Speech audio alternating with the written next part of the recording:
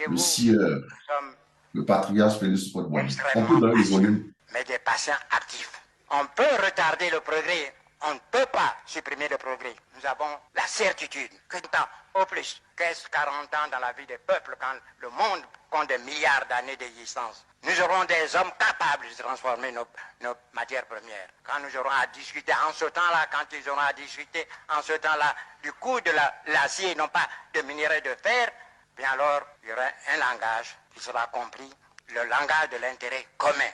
Il va de la survie de l'Europe et de la vie de l'Afrique. Il y a une nuance.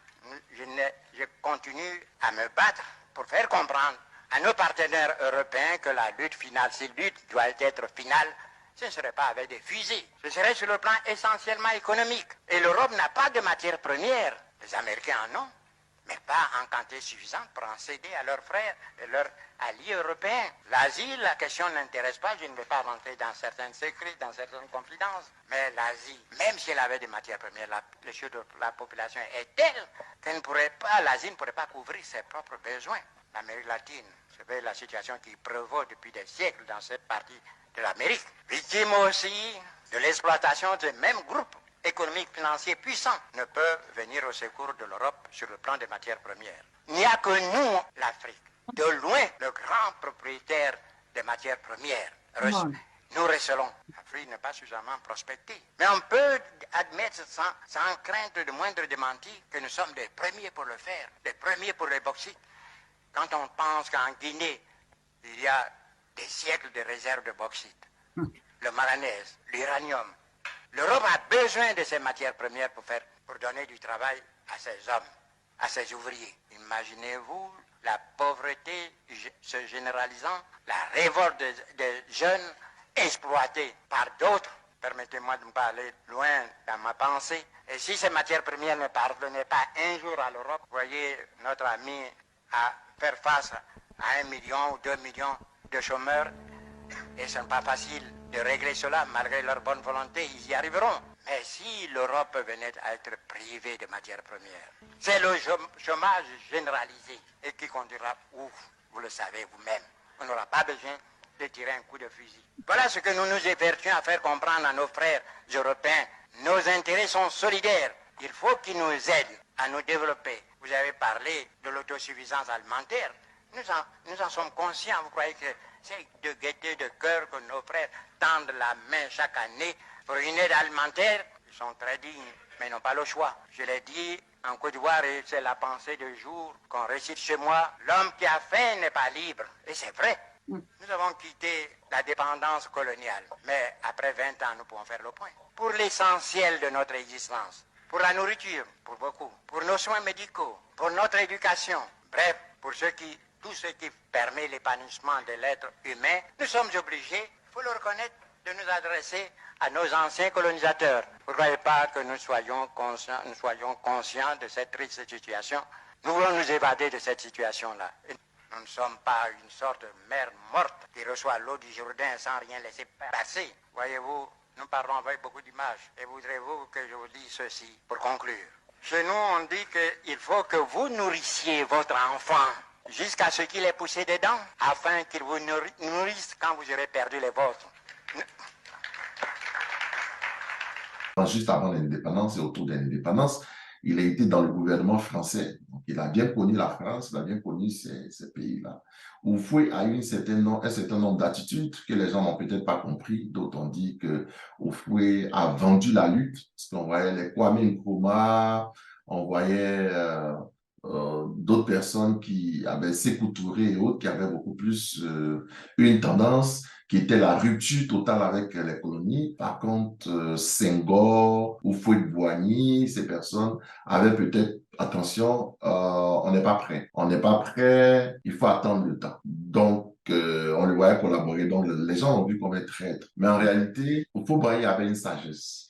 Il avait une sagesse et il avait compris beaucoup de choses. Les problèmes peuvent se régler, mais tous les problèmes ne se règlent pas en même temps et immédiatement. Houphouët dit, plus tard, nous aurons des hommes capables de transformer nos matières premières. Qu'est-ce qu'il est en train de dire comme ça? Ça veut dire que lui, il n'est pas capable. Il ne se met pas dans le groupe de ceux qui seront capables de transformer les matières premières. Là.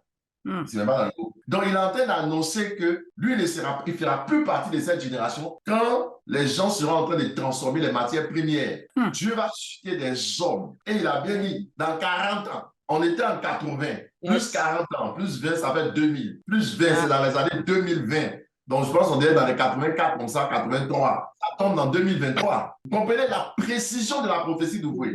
Il était en train de dire que dans les années 2022, 2023, par là, Dieu va susciter des gens, ça ne sera plus nous que vous voyez là. Mais ces gens seront capables maintenant de transformer les matières premières. En ce moment, c'est que l'Afrique aura poussé des dents et des dents matures. Ça ne sera plus le bébé que vous voyez aujourd'hui sans dents. Il faut écouter cette prophétie-là et la réécouter dans tous les sens. Il dit, en ce moment, on discutera non pas du prix du minerai du fer, mais on discutera du prix de l'acier. Transformation. Et je vais vous expliquer ces choses. Quel est ce langage-là? Pourquoi il utilise ce langage? Qu'est-ce que ça veut dire? Ça correspond à quoi pour une nation? Est-ce que je vais vous expliquer? C'est la partie intéressante et très belle dans l'histoire, dans la prophétie. Vous voyez, Dieu ne donne pas des pères au hasard. Si Dieu te donne un père, ce n'est pas au hasard. Il dit, en ce moment-là, nous discuterons. Nous pourrons discuter maintenant d'égal à égal. Nous pouvons mettre une table de discussion, je vais dire, et nous allons pouvoir parler. Mais pour le moment, on ne peut pas parler. On ne peut pas discuter. Je vais vous expliquer pourquoi il dit ça.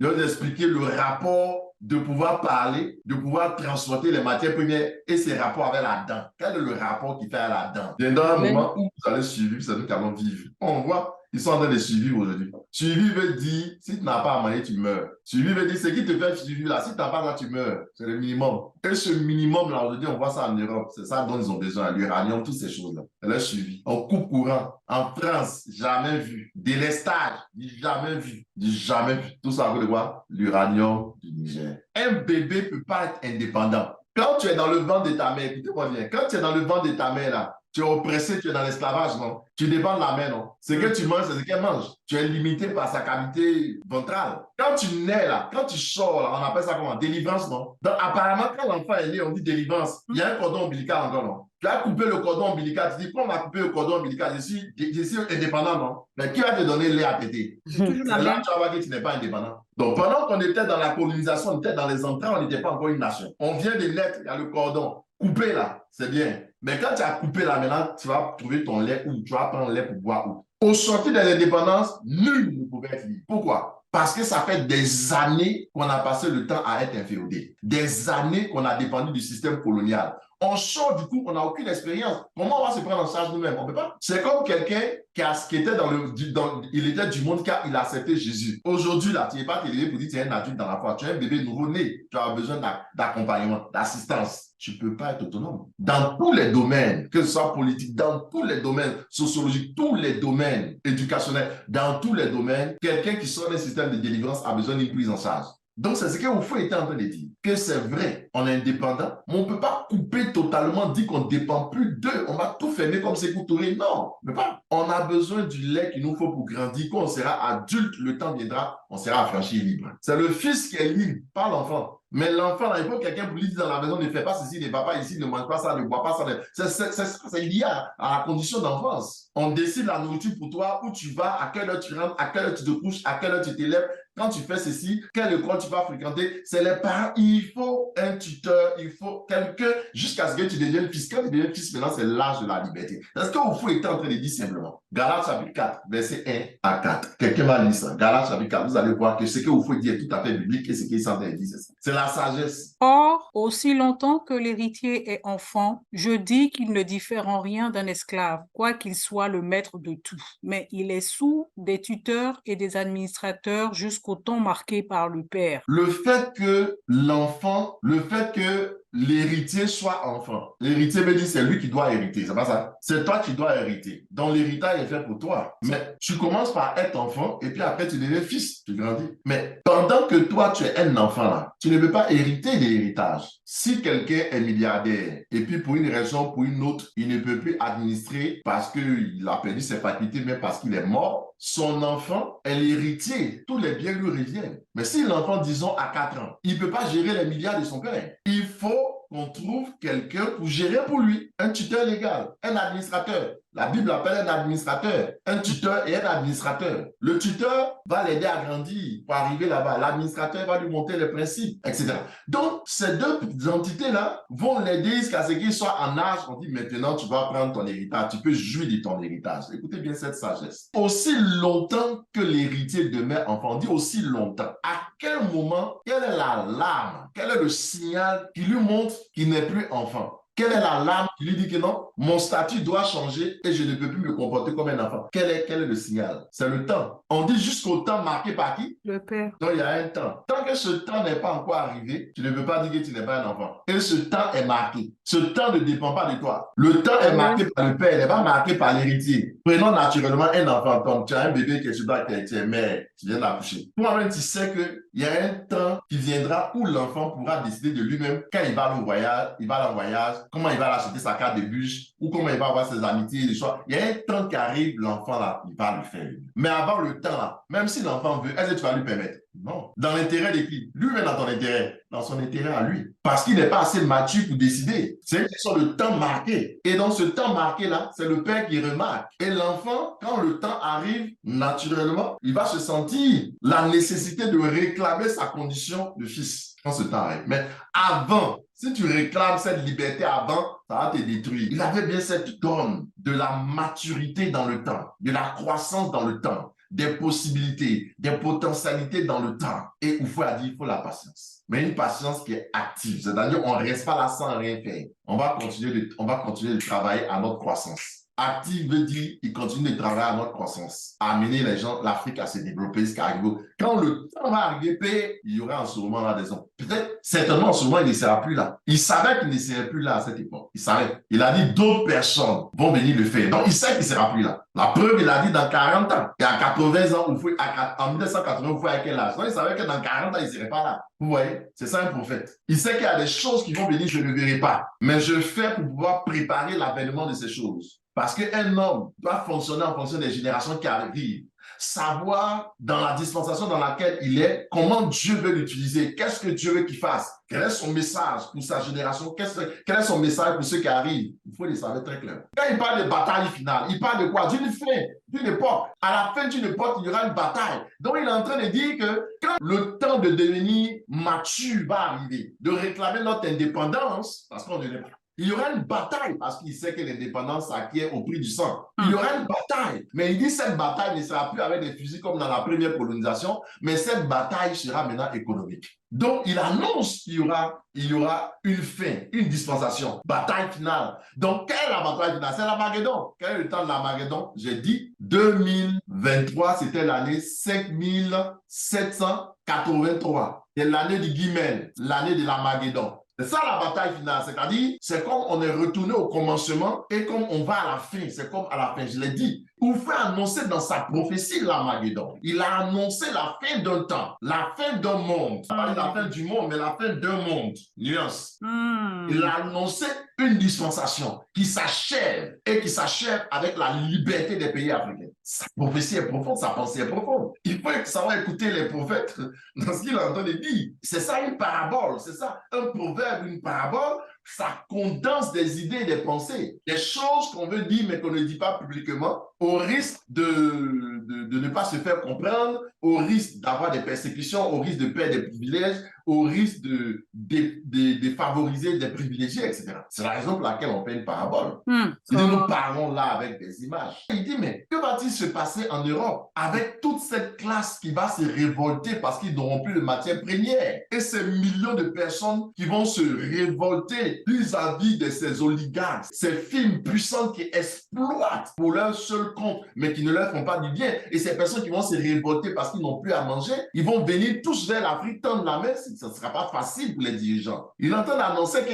voici les signes qu'il donne. Que quand ce temps va venir, la bataille finale de la fin de la dispensation de l'Armageddon, ce temps arrive, ce temps où la liberté va venir, mais les gens qui sont là-bas, l'esclavagiste d'hier, le colonisateur d'hier, qui aura maintenant perdu ses dents, n'aura plus le droit de nourrir son peuple, il va connaître des rébellions en son sein, les gens vont connaître l'exode.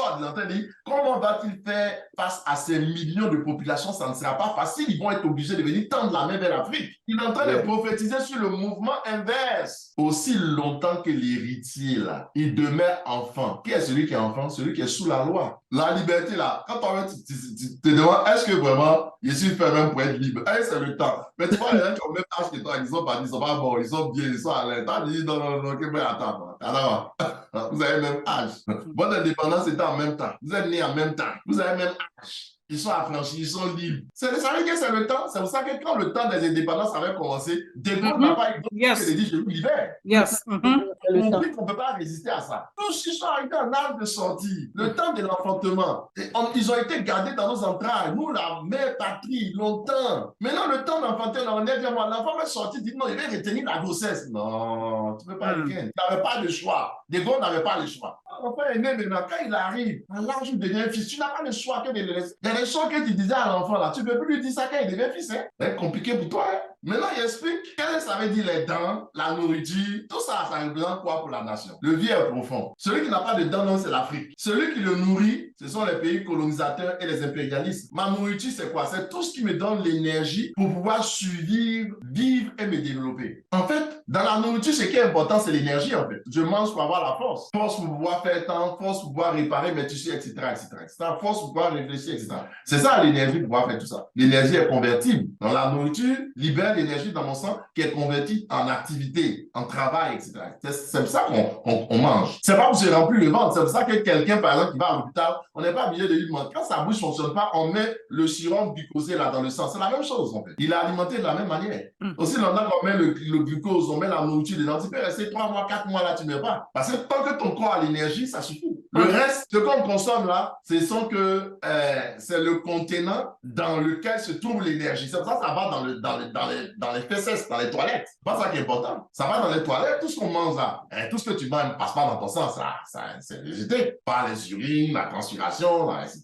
Ce qui va dans ton sang qui est utile, c'est l'énergie. Ça qui te fait vivre, survivre et te développer. Et dans l'explication du rôle des dents par rapport à la nourriture. Pourquoi on a parlé des dents? Il a parlé de la nourriture. Pourquoi il a donné ce proverbe-là en parlant des dents? Les blancs n'ont pas compris. Qu'est-ce qu'il voulait dire avec profondeur? La nourriture, elle se présente sous 2 formes. Il y a une forme primaire de la nourriture, une forme primaire qu'on appelle la nourriture solide. Et puis, il y a une forme définitive, je ne dis pas secondaire, il dit définitive, la nourriture qu'on appelle la nourriture liquide. Parce que quand on mange à la fin, ça va venir liquide dans le ventre, facile à la digestion. Vous comprenez? Je prends du pain. Le rôle de la mastication des dents là, écoutez-moi bien, le rôle des dents là, c'est le verbe quoi? Mastiquer, on mâche. Quand on mâche là, on transforme la nourriture qui était solide à l'origine là, en pâte et en liquide, facile à être digérée. Donc, maintenant, il y a des nourritures qui sont déjà dans l'état liquide. En ce moment, tu ne vas pas mâcher l'eau. Tu ne manges pas l'eau. Tu ne manges pas le liquide. Vous comprenez? Ça fait partie des rôles majeurs des dents. Quand la nourriture est déjà liquide, tu ne vas pas mâcher. Tu ne manges pas la bouillie parce que c'est déjà la finalité qu'on recherche. Mais quand ce n'est pas liquide, que c'est solide, on doit mâcher. Donc, 2 types. Ce qui est là, qui est solide, je dois mâcher. Que ça devient liquide, je mets dans ma bouche. OK?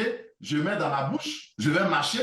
Je vais faire la déglutition, le bol alimentaire va descendre dans l'estomac, les sucs gastriques vont transformer en molécules en taille acceptable, ça passe par le sang et ça me fait du bien. Cette nourriture solide-là, c'est cette nourriture que je ne veux pas digérer immédiatement. La nourriture solide, c'est-à-dire, c'est le produit brut. La nourriture solide représente le produit brut. La nourriture liquide représente le produit fini. Quand je le transforme, il devient dans un état liquide, il est fini. Dans une forme terminale, fini. Donc, 2 aspects de la nourriture, brut, solide, fini, liquide. Qu'est-ce que je digère? Ce qui est brut, solide, ou bien ce qui est liquide, fini? Ce qui est liquide, fini. Donc, en fait, ce qui m'est utile, ce qui est le produit brut, ce qui est la nourriture solide, ou le produit brut est transformé par la mastication au niveau des dents pour se transformer en produit fini liquide que je consomme qui est utile. Le liquide est le produit fini donc qui est nécessaire à la digestion qui peut être directement consommé sans avoir besoin de dents. Le produit fini là, liquide là, il peut être consommé sans avoir de dents. Donc autrement dit, l'enfant et le vieillard peuvent consommer ce qui est liquide. Ce qui est déjà quoi? Ce qui est déjà transformé. Donc quand tu es un enfant, c'est ce qui est déjà transformé que tu consommes. C'est pas ce qui est brut là. C'est pas ce qui est solide que tu consommes. Il faut dire que nous étions des enfants. Nous n'avons pas de dents. Donc, qu'est-ce qu'on va nous donner? C'est ce qui est transformé, mais ce qui n'est pas transformé. Ce qui est transformé. Ce qui est liquide. Donc, nous, on consomme quoi? Les choses qui sont quoi? Transformées. Mais qui nous donne ça? C'est la métropole. Mais où va-t-elle prendre ça? Chez nous. Donc, ils viennent prendre nos produits bruts. Nos matières solides, produits bruts. Ils vont transformer. Comme on écrase, la main écrase, transforme. On n'a pas de dents. Et puis, ils nous donnent, on consomme. Ce qui est normal. Parce que tu veux pas, tu n'as pas de dents. Tu ne veux pas consommer ce qui est brut. Tu ne veux pas consommer ce qui est solide. Qu'est-ce qui est solide? Qu'est-ce qui est brut? Qu'est-ce qui est naturel? La matière première. Donc, on n'a pas droit à la consommation des matières premières. Il faut les transformer. Mais qui les transforme? C'est vous. Pour nous alimenter, puisque nous n'avons pas les dents. Donc, vous êtes en train de dire quelque chose de très fort, de puissant.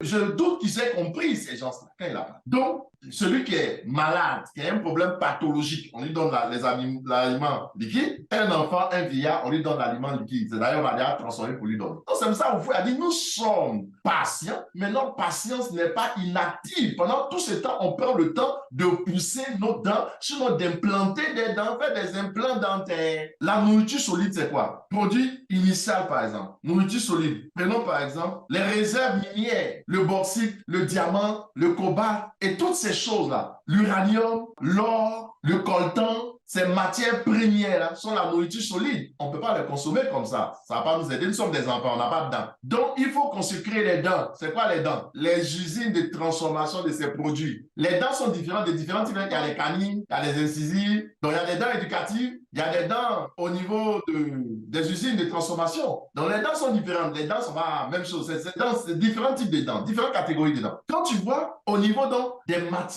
usines de transformation de notre cacao en chocolat, en tablette de chocolat, des usines de transformation de notre cacao en huile, en beurre de chocolat, des usines de transformation de l'uranium en énergie nucléaire. C'est ça qu'on consomme. Il nous sera vraiment utile. Parce que tant que tu n'as pas de dents, la matière brute, tu ne peux pas. C'est comme tu dis à un enfant de manger des os, tu ne peux pas. On doit écraser tout ça pour lui donner. Donc, si tu n'as pas de dents, on va transformer pour toi. Prenons le peuple. Encore, matière première, le peuple, j'ai oublié. Le peuple, en les enseignant le civil, en les amenant dans l'armée, on en fait des militaires. Donc, les militaires sont ceux-là que le peuple va utiliser, le corps humain de l'Afrique, on va dire, va utiliser parce qu'on va aller les transformer à l'armée. On leur inclut des valeurs du civisme et donc, ils vont pouvoir être là parce que les dents ont aussi une fonction de quoi? Défense. Les dents, en mordant quelqu'un, tu te défends avec des dents, non? Ça veut dire quoi? Les défenses représentent des dents. Il y a des dents qui représentent la défense dans un pays. Ça, tu te défends. Toutes les dents, pratiquement, servent à défendre. Ça peut permettre de mordre. Pas seulement à la digestion, mais à la défense aussi. Ça veut dire, en clair,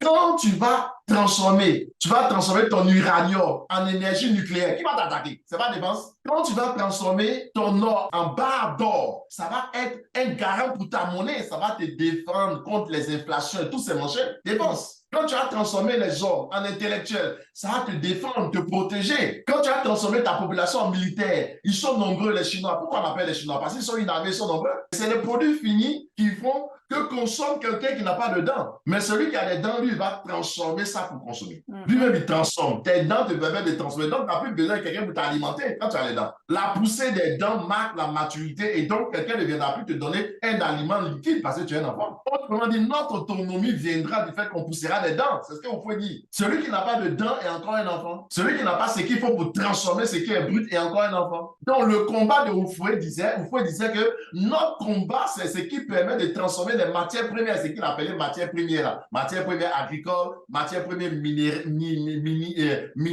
matières premières humaines, matières premières intellectuelles, matières premières. Tout ça, c'est les matières premières. Écoutez-moi, qu'on ait des dents ou qu'on n'ait pas des dents, on peut consommer ce qui est liquide. Ça veut dire qu'on soit développé ou pas développé, les dents marquent le développement. Les dents sont un signe de développement dans lequel l'enfant est développé là. Qu'on soit développé ou pas développé, on a besoin d'aliments liquides, c'est pas ça? Fini, non? Produit fini. Transformé. Donc, si vous avez la capacité de transformer, vous pouvez en céder à d'autres. C'est ce que vous pouvez dire. Et donc, si nous, on peut avoir les dents pour transformer pour notre consommation, on peut transformer pour donner à d'autres personnes. C'est l'enjeu de la transformation de ce qui est brut en fini. C'est-à-dire, l'enjeu, c'est d'avoir le dent. Pas le dent, c'est le développement. Les dents, c'est la protection. Les dents, c'est la défense. Comment, si on n'a pas de centrale pour transformer le vent en énergie éolienne, comment on peut utiliser pour suppléer? En France, ils ont l'énergie nucléaire pour faire la lumière. Ils ont les barrages, l'énergie éolienne, l'énergie solaire. Ouais. Donc, en ce moment-là, Si ce n'est pas une affaire de si on a bloqué l'uranium des Niger, là, s'ils avaient énergie solaire, éolienne, tout ça, il n'y aurait pas eu de problème d'électricité. Mais comme ils dépendent seulement du Niger en uranium et d'autres pays, eh bien,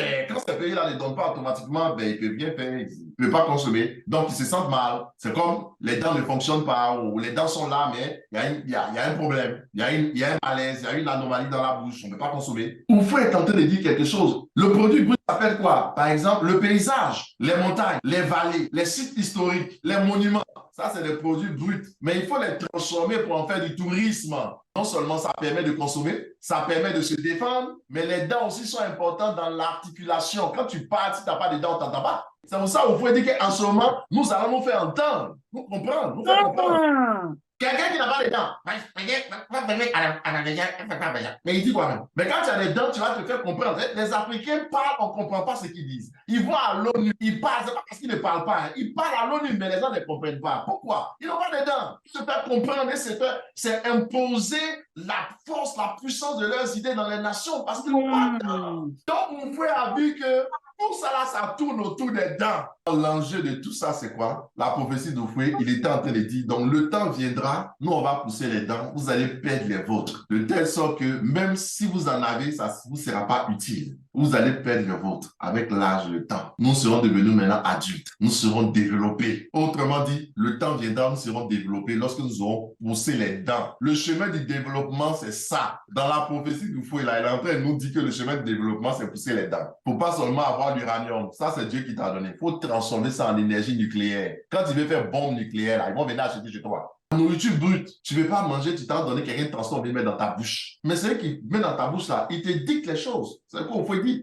Il faut dire, mais qu'est-ce que nous pouvons faire? Nous n'avons pas de dents. Nous n'avons pas de dents pour le moment, mais dans le temps, on va pousser les dents. Il faut y travailler. Nous sommes patients, mais nous sommes actifs. Nous allons pousser des dents d'ici là. Le temps viendra qu'on va pouvoir transformer ça. En ce moment, on aura la parole. Et quand on va commencer à transformer nos matières premières, c'est qu'on a des dents. Si on a des dents, c'est qu'on peut mordre, c'est qu'on peut parler. On est en train de travailler à ça pour avoir des dents. Demain, on va vous mordre. Qu'est-ce que ça veut dire? On commence à le faire, mais les dents sont nombreuses. Il y a différents types de dents. Il y a les incisives, il y a les canines, tout cela. Les dents de l'éducation, il y a des dents qui sont devant, qu'on met devant. Quelles sont les dents qu'on met? Les incisives, là, sont devant. Ça veut dire qu'on mord beaucoup.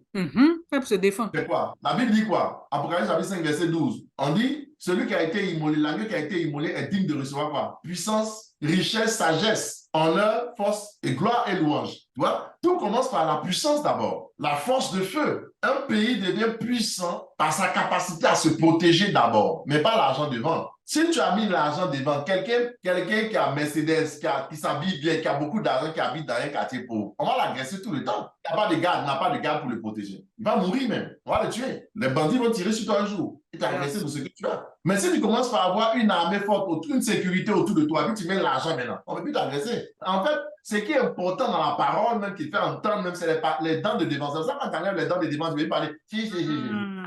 Les dents de devant, je vais parler, c'est l'armée. C'est ça d'abord. Ensuite, ce qui est à côté, ce qui est au fond là-bas, là, ce n'est pas trop important dans la parole. Là, c'est la mastication, etc.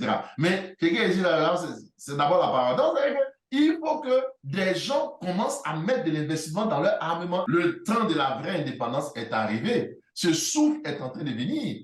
Et c'est des signes que tu vois le Burkina Faso, tu vois le Mali, la Guinée, tu vois ces pays-là, qui sont l'Afrique du Sud, ces pays qui se sont affranchis. C'est un signe que le temps de la libération est arrivé. Donc maintenant, comment on peut ne pas maintenant investir dans l'éducation? Vous comprenez? C'est en investissant dans l'éducation que tu as plus d'intellectuels, de personnes qui peuvent raisonner, des patriotes. Donc quand on dit patriotes, ils sont xénophobes, ils sont nationalistes, ils sont communistes. Donc, parce qu'ils ne veulent pas que les gens soient patriotes. Ils ne veulent pas que les gens s'attachent à leur patrie. Parce qu'ils savent que si on transforme le matériel brut, on commence, c'est ça. On commence à prendre les intellects, on travaille pour faire des intellectuels, les gens n'aiment pas. Ils aiment pas dans les gens comme le Soudan, dans ces pays bizarres, on a fait des chaos, le niveau intellectuel est bas au Niger, on empêche les gens d'aller à l'école au Burkina, encore les gens les Blancs sont contents parce que vous n'avez plus de dents. Vous n'avez pas de dents.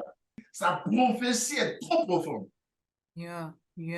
Il dit, nous parlons là avec des images, mais on ne va pas toujours tendre la main. C'est un vieux qui avait le cœur serré. Il avait mal pour son pays. Mais il dit, qu'est-ce que je peux faire? C'est une question de temps. Ma prière en tant que patriarche, c'est de prier que les générations qui arrivent, il y ait des personnes qui soient capables de le faire. Moi, je ne peux pas le faire, mais que Dieu trouve des gens. Et nous sommes dans le temps maintenant. Et maintenant, on a amené encore des préfets à la tête de nos nations qui veulent encore nous mettre dans l'esclavage. Tout ça, on ne veut pas que tu aies des dents, c'est tout. Vous pouvez être trop clair. Et là, on voit un prophète. Tout ce qu'il a dit là, c'est réaliste comme ça. C'est ça le prophète. C'est pour ça que quelquefois, le prophète, il ne faut pas trop regarder sur les choses de maintenant. Il faut regarder sur le futur. Oui, si tu regardes, tu veux juger le prophète maintenant, tu dis que c'est un faux prophète. C'est pour ça qu'il dit que des gens comme Babou étaient des précurseurs. Ils ont payé le prix. Ils ont fait ce qu'ils devaient faire à leur temps. Mais ce n'était pas eux. Ça ne devait pas passer par eux. Mais ils ont sémé une graine. Les dents de lait tombent. C'est comme ça venait trop tôt, quoi. Ça va tomber. Que les vraies dents poussent. Ça fait les dents de lait, les blesses comparées, tout ce qui est sur Thomas Sankara. Les vraies dents poussent, les dents de lait. Maintenant, les vraies dents là-bas sont en train de sortir maintenant. La prophétie de Foué là, il a dit dans 40 ans, nous sommes dans les années 2023. Nous sommes dans l'accomplissement. C'est la fin. La fin, c'est le guillemets. C'est ça qu'il a annoncé là. Qui n'était pas simple. Celui n'était pas simple. Il ne vais pas écouter ses discours pour chercher à avoir un poste politique. Ça, je m'en fous de ça. Mais sa pensée prophétique. J'écoutais hier encore quand il parlait des cacao, il parlait de ces choses, des pays non alignés. Mais le vieux là même, il parlait dans le désert. Les gens ne comprenaient même pas. Les gens ne comprenaient pas. Les gens ne veulent pas ça. Le truc, c'est que Oufoué a dit, le vieillard a dit, c'est une question de dents. C'est les dents qui marquent la maturité et le développement.